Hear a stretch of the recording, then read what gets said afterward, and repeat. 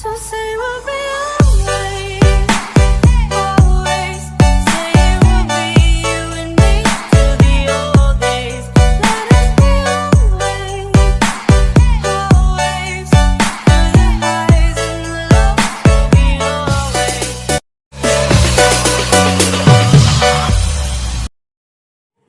Baik, assalamualaikum warahmatullahi wabarakatuh.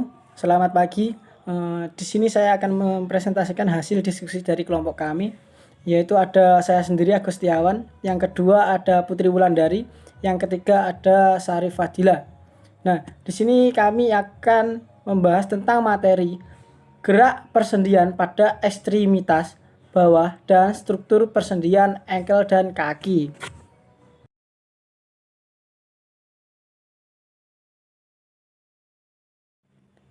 Baik, selanjutnya adalah cedera olahraga. Cedera olahraga adalah cedera yang terjadi pada waktu seseorang melakukan aktivitas olahraga, latihan, ataupun pertandingan olahraga.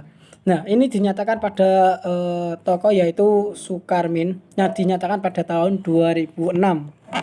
Nah, biasanya cedera olahraga atau yang dikatakan cedera itu terjadi karena kurangnya pemanasan yang pertama. Nah, yang kedua ada kurangnya hati-hati ketika melakukan aktivitas dan juga melakukan olahraga secara berlebihan seperti itu. Nah, selanjutnya adalah sendi lutut, merupakan salah satu bagian tubuh yang sangat penting. Lutut menopang beban tubuh terutama saat berdiri, berjalan, berlari, serta melompat. Di samping itu, sendi lutut juga berperan sangat besar untuk membiasakan atau bergerak berpindah tempat, sehingga perannya sangat vital bagi kualitas hidup manusia. Baik, yang selanjutnya, gerakan persendian pada ekstremitas bawah. Sendi lutut adalah bagian dari rangkaian kinetik ekstremitas bawah yang sangat berhubungan dengan segmen sendi di bagian proksimal dan distalnya, yaitu persendian lumbar dan yang biasanya disebut dengan LPHC, serta sendi kaki dan pergelangan kaki. Kedua anggota gerak bawah terhubung satu dengan yang lainnya melalui pelvic girdle yang membuat hubungan atau mata rantai antara kedua ekstremitas bawah. Adanya cedera pada sendi lutut dapat menyebabkan perubahan pada sendi yang lainnya di dalam sistem gerakan tubuh manusia, sehingga mempengaruhi gerakan, meningkatkan stres dan kapasitas terjadinya cedera di sendi lain yang berhubungan, antara lain Hamil dan Knudsen, dinyatakan pada tahun 2009. Kompensasi yang pasti terjadi pasca cedera lutut unilateral adalah munculnya strategi dengan memindahkan perbebanan pada tungkai kontralateral dalam rangka untuk mengurangi pembenahan pada lutut yang cedera. Yang selanjutnya, sendi lutut dibentuk oleh 3 persendian, yaitu tibiofemoralis, pateloformalis, tibiofibularis. Sendi lutut disusun oleh tulang femur, tulang patella, tulang tibia, dan tulang fibula. Baik, selanjutnya jenis gerakan sendi kene dan otot yang menggerakkannya. Seperti itu. Secara biomekanik, pada sendi lutut beban yang diterima dalam keadaan normal akan melalui medial sendi lutut dan akan diimbangi oleh otot-otot paha bagian lateral, sehingga resultnya akan jauh bagian sentral dan sendi lutut. Nah, selanjutnya, osteomekanika merupakan gerakan yang terjadi di antara dua tulang yang merupakan gerakan fisiologis sendi. Sendi lutut merupakan hinge joint dengan gerak rotasi ayun dalam bidang segital sebagai infleksi ekstensi. Pada ekstensi terakhir terjadi rotasi eksternal tibia yang dikenal Docet relation Ponenon Poenomenon. Baik, saya akan menjelaskan menambahkan sedikit tentang jenis gerakan sendi kin dan otot yang menggerakkannya. Di sini ada aktrokinematika pada sendi lutut di saat femur bergerak rolling dan sliding berlawanan arah. Di saat terjadi gerak refleks femur rolling ke arah belakang dan slidingnya ke depan. Saat gerakan ekstensi femur rolling ke arah depannya, slidingnya ke belakang. Jika tibia bergerak fleksi atau ekstensi, maka rolling maupun sliding terjadi searah. Saat fleksi menuju dorsal, sedangkan ekstensi menuju ventral. Selanjutnya, sendi lutut mempunyai fungsi sebagai stabilitas aktif sekaligus sebagai penggerak dalam aktivitas sendi lutut. Otot tersebut antara lain otot quadriceps femoris atau vastus medialis, vastus intermedius, vastus lateralis, dan rectus femoris. Selanjutnya, grup otot fleksor dan grup lateral rotasi pada sendi itu sebagai stabilitas juga diperkuat oleh beberapa ligamen, yaitu ligamen cruciatum anterior dan posterior yang berfungsi untuk menahan hipertensi dan menahan bergesernya tibia ke depan atau eksorotasi. Selanjutnya, ligamen cruciatum posterior berfungsi untuk menahan bergesernya tibia ke arah belakang. Pada gerakan endorotiase kedua, ligamen tersebut menyatu yang mengakibatkan kedua permukaan sendi terkena sehingga saling mendekat dan kemampuan bergerak antara tibia dan femur berkurang.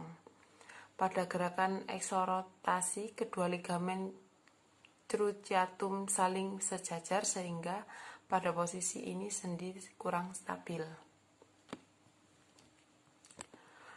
Selanjutnya, ligamen kolateral medial menahan gerakan valgus serta eksorotasi, sedangkan ligamen kolateral lateral hanya menahan gerakan ke arah varus. Kedua ligamen ini menahan bergesernya tibia ke depan dan posisi fleksi lutut 90 derajat.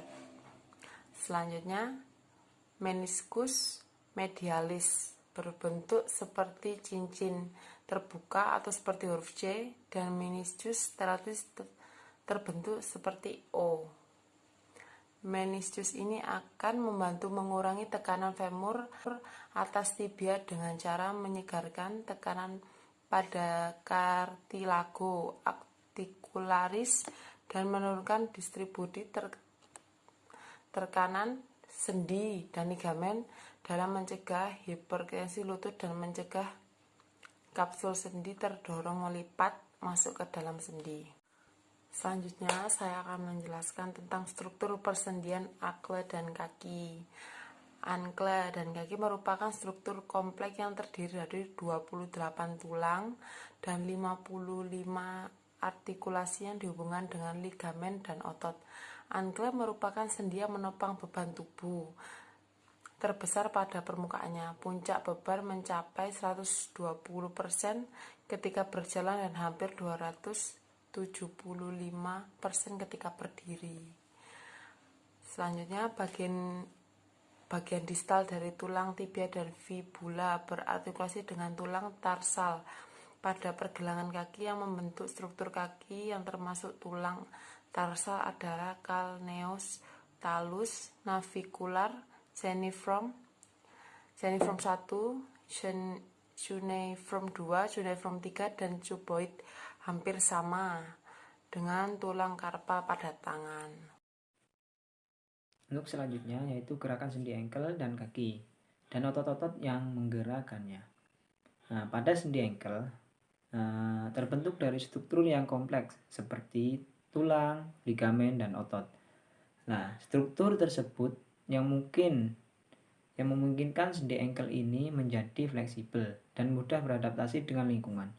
Fleksibilitas ini dibutuhkan karena kaki bersentuhan langsung dengan tanah dan harus dapat beradaptasi ketika berubah posisi. Nah, di sini menurut Rem Kummer pada tahun 2012, sendi pergelangan kaki atau ankle terdiri dari bagian distal dari tulang tibia, distal fibula, dan bagian superior tulang talus. Jenis dari ankle adalah hip joint dengan bagian lateral dan medial diikat oleh ligamen. Seterusnya yaitu jaringan pada sendi ankle diikat oleh beberapa ligamen. Ya, diantaranya yaitu ligamen anterior tibifibular dan ligamen posterior tibifibular yang mengikat antara tibia dan fibula. Ligamen deltoid yang mengikat tibia dengan telapak kaki bagian medial. Ligamen collateral yang mengikat fibula dengan telapak kaki bagian lateral. Nah, di sini pada ankle terdapat dua percabangan arteri poplitea, yaitu arteri anterior tibia dan arteri posterior tibia yang berfungsi untuk mensuplai darah ke kaki. Nah, di sini arteri anterior tibia mensuplai bagian anterior dari tungkai dan masuk ke bagian posterior kaki di bawah superior dan inferior reticulum menjadi arteri dorsalis padis.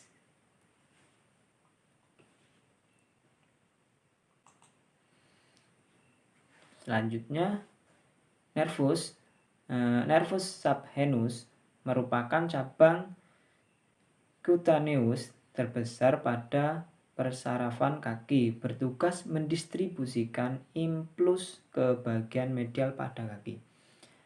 Secara gerakan, sendi ini dapat melakukan gerakan dorsfleksi, plantarfleksi, inversi, dan eversi. ROM atau range of motion dalam keadaan normal untuk dorsfleksi adalah 20 derajat. Untuk selanjutnya plantar fleksi adalah 50 derajat, gerakan eversi adalah 20 derajat, dan gerakan inversi adalah 40 derajat. Berdasarkan dari bentuk persendiannya, Pater dan Gino, menurut Pater dan Gino pada tahun 2014 mengklarifikasikan sendi ankle sebagai sendi limus dengan gerakan yang mungkin terjadi adalah dorsfleksi atau fleksi dan plantarfleksi atau ekstensi dengan jangkauan gerakan yang bervariasi. Untuk dorfleksi antara lain yaitu untuk dorfleksi sendiri itu sekitar 13 sampai 33 derajat. Dan untuk plantar fleksi yaitu 23 sampai 56 derajat.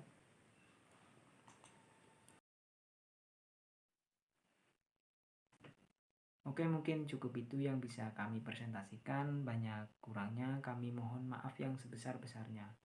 Nah, dari kami mungkin ada kritik dan saran untuk kami, silahkan tulis di kolom komentar ya.